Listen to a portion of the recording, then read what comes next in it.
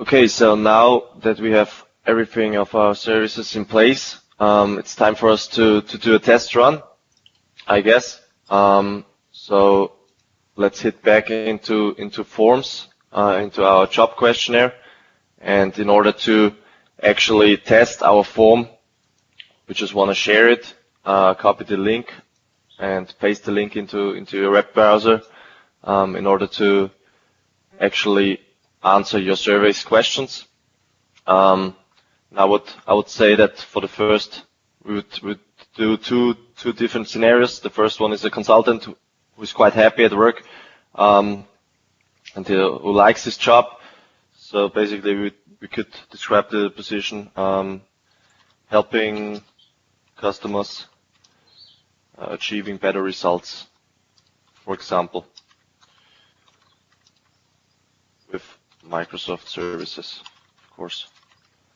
I feel great at work.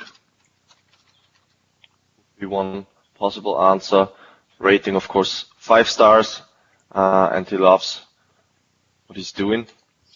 Submit that one, and then we'll submit another one.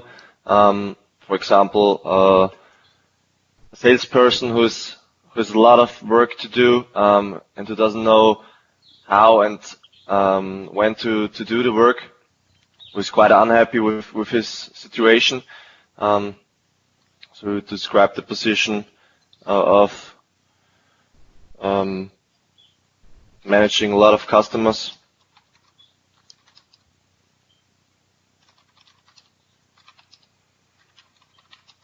Selling products.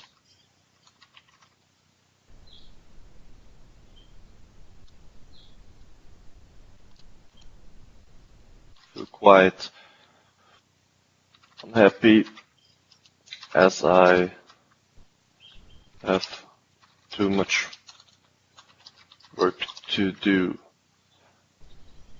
Rating, let's rate it with 3 stars, and let's pick I hate what I'm doing. And that's basically it. So we've submitted our forms. Now it's time for us to get back into Flow and check the flow, if it was triggered. What we have to say at this point is that Flow basically runs on a timing schedule of this connector, so it doesn't run immediately, but it runs every hour, one time, and checks for new data in that time frame.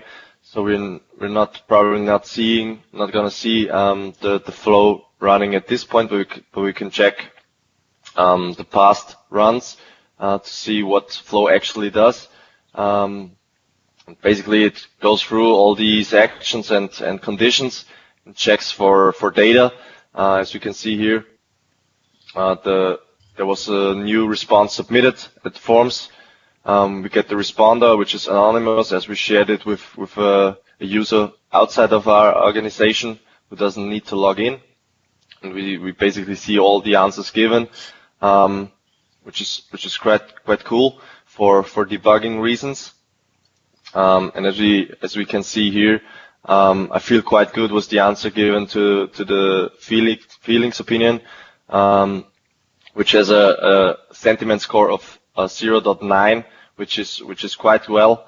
So therefore, the condition afterwards will result in a false expression, and no Teams channel update will be triggered. But as you can see down here, the SharePoint list will be updated. So let's have a look into our SharePoint list. If all the answers given have been added to the list. And as you can see here, we have the username anonymous, as I already said, user outside of our organization, and we basically have all the answers in here given from the engineer. And as well, we have another test run done with an office assistant, which is rather unhappy. And as you can see on the feelings answer, she doesn't feel good at all. And therefore, this answer should be submitted to our Teams channel. So let's have a look at our Teams channel. If it's in there, and if the HR team was notified about that, and yeah, you have it here. User Anonymous has submitted a negative answer concerning her feelings about his or her current job on the date, and what the score was rather slow, with 0.114. So we actually can now take an action on that one and contact the person who responded to our survey about the current situation and what to change in the future. That's very cool. So it says user anonymous there. Is that because your survey was set to external? Yeah, it was set to external. Okay. Anyone with the link can respond, and therefore you don't have to log in. Okay, cool. And if we want to check the responses directly in Forms, we can just hit the Responses tab, and as we can see down here, we have 11 responses given. And we can check the distribution of our job descriptions, who responded most is the consultant role. We can also hit into each response directly. We can check who responded with what. We can go through each question and answer directly in Forms, which is rather cool. Okay, that's nice. So that's basically it from this side. What we've learned in this video series was to create basically a new form, a new survey with Microsoft Forms. Okay. Fill it with questions and answers. Stephan, just go for me to the SharePoint side, please. I just want to check something there. Yeah. Cool. So there, the username, description. Just scroll for me to the right. I can't. I wanted to see. I was interested as to see what user it posts as in SharePoint. Who's the created by? Who the created by is? Yes, I'm just interested. Let's check.